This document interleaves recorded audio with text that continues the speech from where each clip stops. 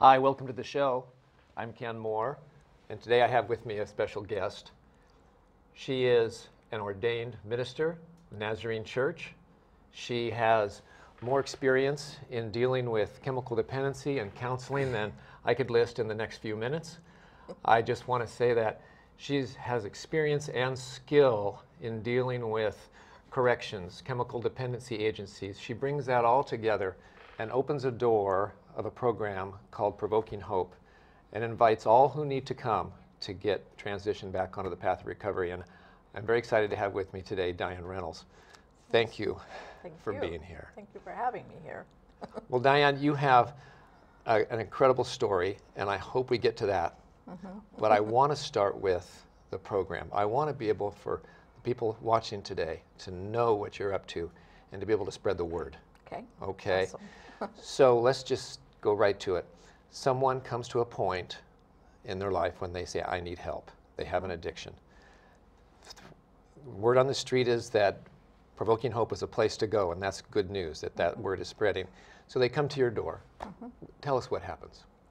Well, they would come in and we would greet them and we would see what basic needs they have. If they're nervous, if they need a cup of coffee, we always have a pot of coffee and a pot of hot tea going just to kind of help that nervousness be soothed away a little bit.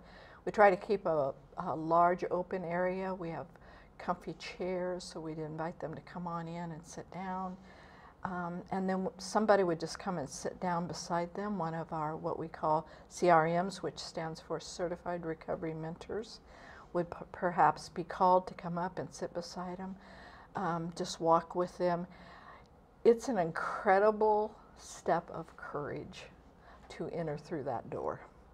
And it's very scary if you, I can't even imagine what I could compare it to, but it would be like perhaps jumping out of an airplane the first time. You don't have any guarantee. You hope that the parachute's going to open. You hope that before you hit the ground, you're going to be able to take the wind, but you don't know. You don't know if it's the first time and you've never experienced it. So it's very courageous when they come and say, I want help. So you have trained people that sit down with them? Yes. Yes, we do. 15 counselors? Well, we don't call them counselors. Excuse me? Call them Certified Recovery Mentors. Okay. And they're called that because they are actually their peer. So all 15 of those individuals themselves are working a recovery program. They are former addicts, and that's what qualifies them to be a certified recovery mentor. So they start to walk with them. Tell me what that Right. looks like. So we have a packet, an information packet, and if we can get them feeling comfortable enough, we begin to begin that process of answering questions. You know, sometimes that doesn't work right away the first day. 3 weeks ago, in a 2-week period, we had 5 heroin addicts who walked through the door in that 2-week period, and they were high when they came in. One of them was in early stages of detoxing. We couldn't ask her to even think, let alone pick a pen up and write. She was in great pain, sick to her stomach, needed just a blanket and to sit on the couch and be held, because that was the comfort she needed. So if they come in to us in that condition, we pay attention to that as the basic need that they have right then. So what I'm getting is you're ready to meet people however they come in. Right, correct. Wow. Yeah. So we are on our feet and thinking as we're moving, basically. So, and we're ready. Whatever the, other people come in and they've had 3 or 4 days, or maybe they've had a couple of weeks. They don't want to go back out. They don't want to use again. They've heard, like you said, Provoking Hope is a safe place. You can go there. They'll help you. They'll walk with you. And so they come and they're ready to fill the paperwork out. They're ready to jump in. If that's the case, then what we're going to do is we're going to work with them. We're going to try to get them hooked up into a treatment program, because we are not treatment specialists. We are their peers.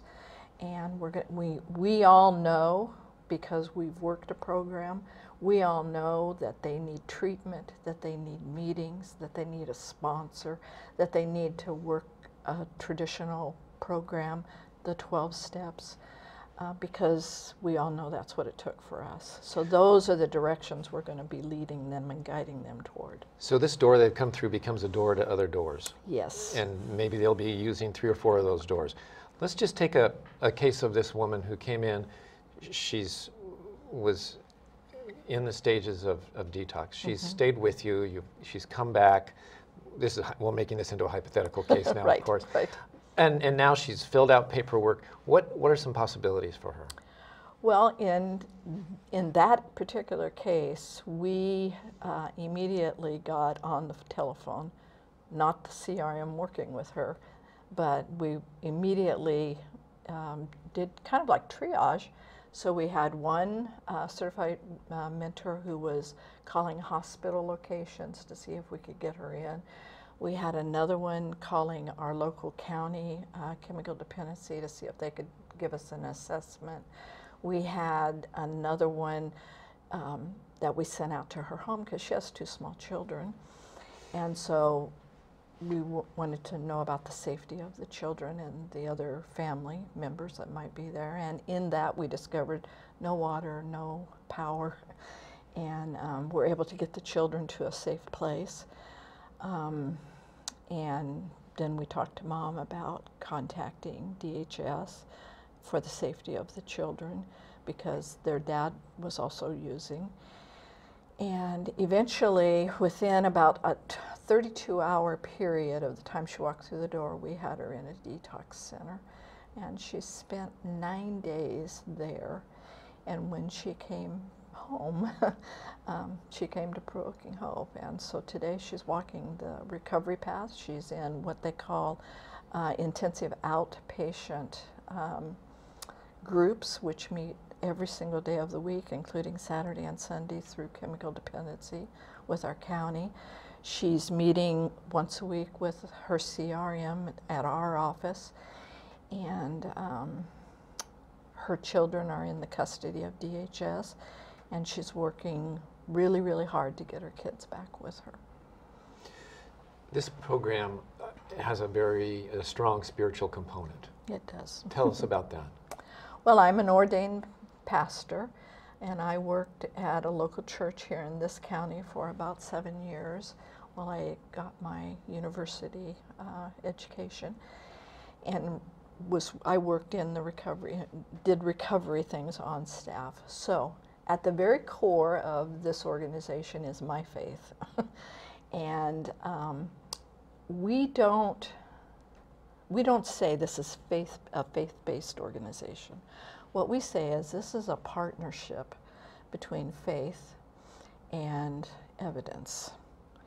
And I am not a peer to the drug addict or to even the alcoholic, because I have never been addicted to either one of those. I was, however, a very addicted, codependent person and a victim. And so I understand that my healthiness today is not just because I did a self-help book. It isn't just because I read AA, the big book. I read the big book, yes. You know, and for me that big book is, and I use all 3 of the books in everything that we do. It is truly a partnership, and I know that I need that evidence-based information because God put me together very uniquely and I need the help of traditional medicine, traditional psychology, traditional counseling, but I also need to balance that with spiritual education, spiritual health, and those things work together. So when they come in, we may never mention faith. For a long time, we may not talk about that. But the reality is they're getting that because that's who we are. They're getting that. And so when we talk, we're telling stories. I often use hypothetical stories straight out of Scripture, talk about the different types of people, you know, that a higher power met with, walked with, talked with, and so that's how we basically handle that. All right. Wow. There's a great comfort there. You see that. Miracles happen. Right. Tell us about a miracle. Well, the heroin addict one is a miracle. Another one, you know, most recently we had an older gentleman come in, and he was kind of in that same fragile state. He had gone to the local hospital, and they had given him a medication that prohibited him from being able to go to detox. So there's a lot of educational things that need to happen in our community. If a person needs a detox and the hospital facility that they go to seek drugs gives them a barbiturate, which is a common practice, they can't go to detox because the detox centers won't let them be there with barbiturates in their system. So in his case, he had gone to the hospital twice before he came to us. So he had gotten 2 doses of barbiturates. And he's somebody that we know very well in the community, and we knew of his addictive lifestyle. And he came on a Friday evening about 5 o'clock. We closed at 5. And so we got him to a bed. We got him to a place that was safe for him to be able to stay through the night and through the weekend, and asked him to come back on Monday. And he came back on Monday, and we were able to get him an assessment and get him into treatment. This is a gentleman who's probably, I'm going to guess, 55 years old, and I've known him 30 years. I've never known him to be sober or clean from drugs or alcohol. And so he's now in, he went to detox. They picked him up. We arranged for him to be picked up from the detox center and taken to the Salvation Army in Portland. And so he is there now, and he is involved in their 18-month program. And I believe when he comes out, he's going to be a changed human being, because they'll give him work, they'll work on the spiritual aspects of his disease, they'll teach him how to live a disciplined life. You go to bed at a certain time, you wake up at a certain time, and you perform your duties, you do your chores, you eat healthy. And when he comes back, we aren't going to recognize him. Wonderful. Wonderful. I'd like to hear more about that. The program has a lot of different, like I said, doors, ways that it can go. One of the things that you offer there are classes about codependency. Correct. And this is, I've come to understand by talking to you and reading the website, is where this path to addiction can begin. And so you go back and address that. Could you tell us a little bit about your work there? So codependency is all addicts and alcoholics are dependent. They're codependent on their drug or their alcohol of choice. In my case, I was codependent on behavior. So I was codependent to taking care of people, which often gets mistaken and looks like a really compassionate thing to do. But when you do that to your detriment, then you're in a dysfunctional relationship with yourself. So for the addicts, they often have had dysfunctionality at some point in their life. And you know, every family in America, I don't care who we are, we have dysfunction that happens in our homes. We have a dad who gets sick and can't be the provider any longer. We have mothers who pass away and leave early, and then the home is left without a mom. When those things happen, there's dysfunctionality there, because a functional home has 2 significant leaders and children, and the children are governed and cared for by the two significant leaders. So when that gets out of whack, whatever the reason, you have some dysfunctionality. And if that dysfunctionality is long-term, it can lead to a child assuming and taking on the roles that the family requires of them. So you may have a family, I can speak to my own family. I was the mascot. I was the martyr. Everything is going to be okay, and I was going to make sure everything was okay. So that was my job. My goal in my childhood was to protect my siblings, to make sure they had food, make sure that they got enough rest, make sure that the dishes were done in the kitchen so when our mother came home, none of them would be in trouble and I wouldn't be in trouble. And I carried that role through my childhood into my adolescence and straight into a first marriage. And I functioned that way in that marriage as if I was still 6, trying to take care of and be perfect. And so at some point along the road of my life, and I believe this about the road of each life, if dysfunctionality is a long-term thing that happens in the family structure, you get to a fork in the road. And at that fork, you make a hard choice. You're either going to become a controller and a person who controls through power, which then leads toward offending, criminal behavior, or you're going to become a victim of the system. You'll become a victim of the controllers. And it really, when you get far enough removed from it in a healthy place, you can understand that I made that choice. I chose the road to the right, and that road was to become a victim and to be controlled by the strong, powerful controller. Other people would say they made the choice to go in the other direction. Wow. Now you have, in these classes, when people are young adults, you trace with them their timeline. Right. Tell me about how that often turns out. So often when they come up to the grease board, they'll share, I ask them to draw a line and give me the age and the year when they have clear memory that they acted out against the family in some way, shape, or form, rebelled, in other words, made an absolute decision to just resist whatever the family rule was. And for most of them, it's at about 5 or 6. And then the next line on the timeline is, when do you remember your first use?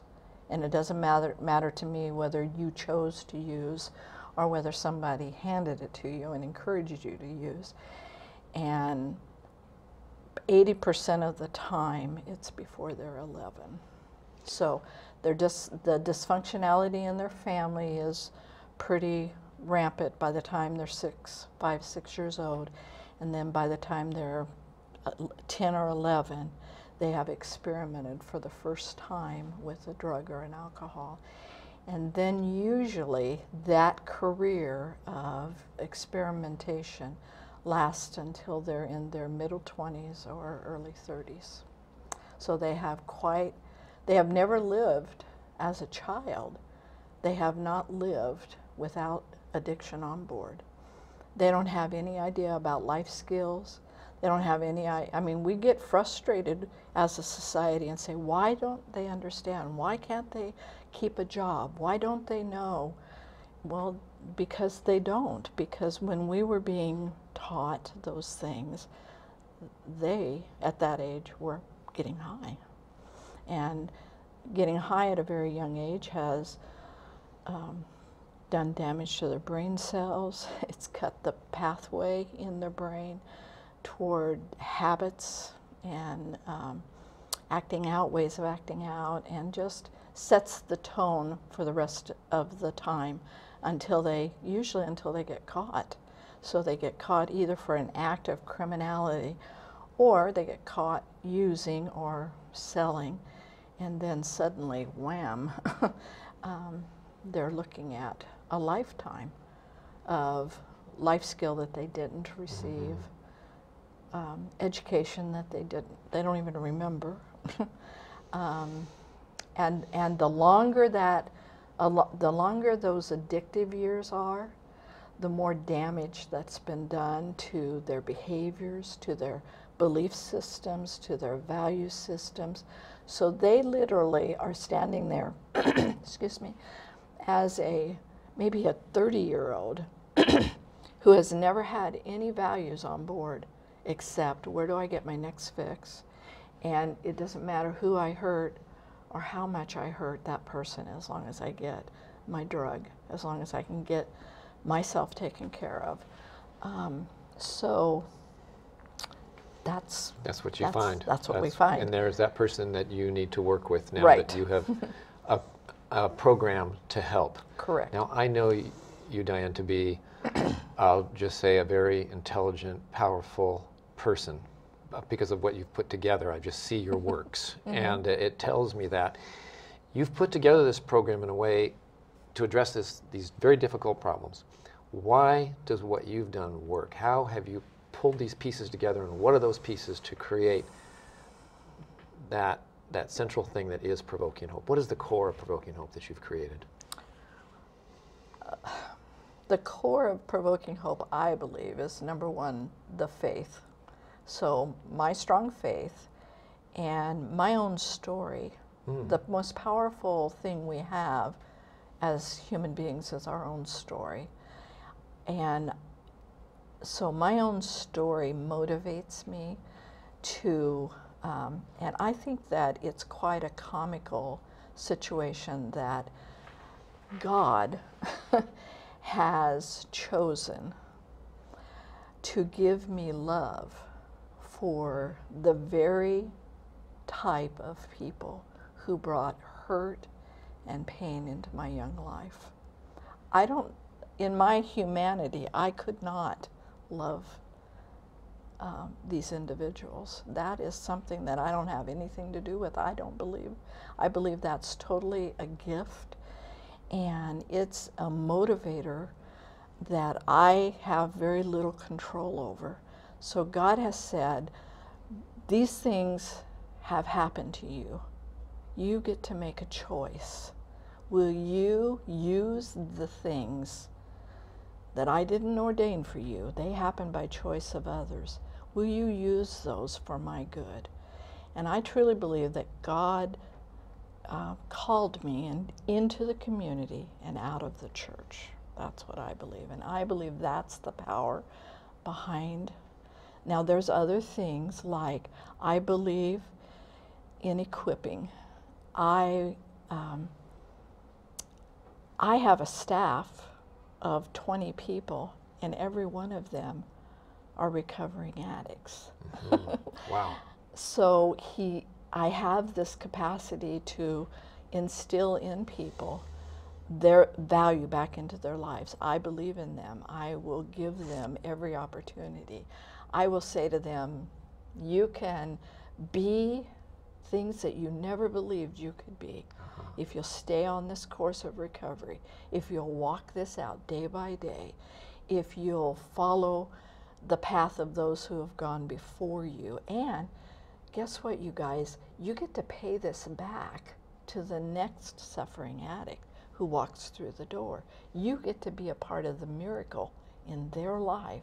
So that message from me to them, and then the bottom line, as far as I'm concerned, is my story, and that God has asked me, called me into the community and said, I want you to leave the church, leave the comfort, and come into this community and be the voice.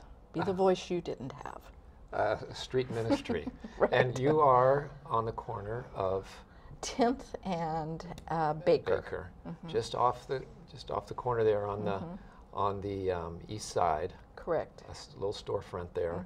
And when I go in that door, and just by a miracle, when I went in to talk to you about being on the show, there you were walking toward the front door, and we made this appointment, which I know there are so many things that you could be doing right now. There are so many things you are trained to do. There are so many people that could be receiving your training that I hope that this time is worth it. I hope that the people that are watching this today will take this to heart, memorize that address of 10th and Baker, and if they know someone or are someone Right. that needs help, that they will walk through that door and be greeted like I was greeted. I just always feel like I'm at home when I walk in. Right. That's on purpose. We do that on purpose. Yeah, well, it works, and I like to go there and meet with people and see what's going on and see how I can help. You have a fundraiser once a year. That was a Yes. lot of fun out at the Armory. Correct. What month is that usually That's in January, usually the Okay. third week of January, third Saturday of January, and it's always themed dinner. So last year it was The 70s. 70s, and I think this year it'll probably be the 50s music. Okay. Yeah. I'll be looking forward to that. Now, let's just touch a little bit on what came before Provoking Hope. You have experience in managing a house. Would you call it a halfway house? How did you term it? It was actually a recovery home, Yes. and it was, the title of it was Stormwalker Recovery. And Stormwalker is, the reference is a biblical passage where Jesus gets out of the boat and walks on the storm out to Peter. And that word just came to me as I was reading through there, that Stormwalker, that's what he does. He walks the storm with us, holds our hand, pulls us up, keeps our nose above the waves. And so in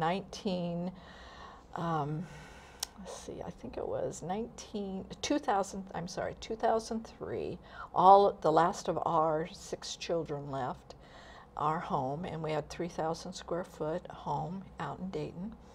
And we had planned on just selling that, and who knew what. And we both couldn't bring ourselves to do that, couldn't bring ourselves to sell the home, so we kept the home and little by little began to fill the rooms up, and pretty soon we had the Stormwalker Recovery House, and we ran that for 4.5 years till 2007.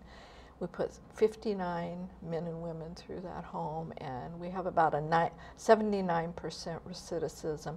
Some of the employees today at Provoking Hope are people who graduated out of our program at the Stormwalker Recovery. So we have that experience, and then of course, then I started my ordination process, and during those years I worked up at Church on the Hill as the pastor of Recovery Ministries and oversaw all of the great things they do up there in the recovery community.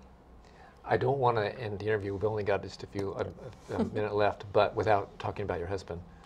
When I met the two of you, and we used to be in the basement over Correct. on Cowles or Sixth. Yes. Bob doesn't talk a lot, but I noticed whenever he says anything, it stuck with me. It was the Right. thing that needed to be said right then. Right. And I'm just grateful that you and Bob have chosen to spend your life, your energy these years serving our community at this very basic level at the corner of 10th and Baker. And I just wish you and the best in this work. It goes on, and more and more people need to be aware of it and not ashamed about their condition or someone they know, to reach out. And that's a whole other topic we need to talk about, isn't it? Maybe another time. Right. All right. Okay. Diane, thank you so much Thank you for having me. for being here. Well, that's our show for today. I hope that you will spread the word about Provoking Hope. There are many people that are looking, and I hope that you become a path to the door for these people at Provoking Hope. Thanks for watching today. Bye-bye.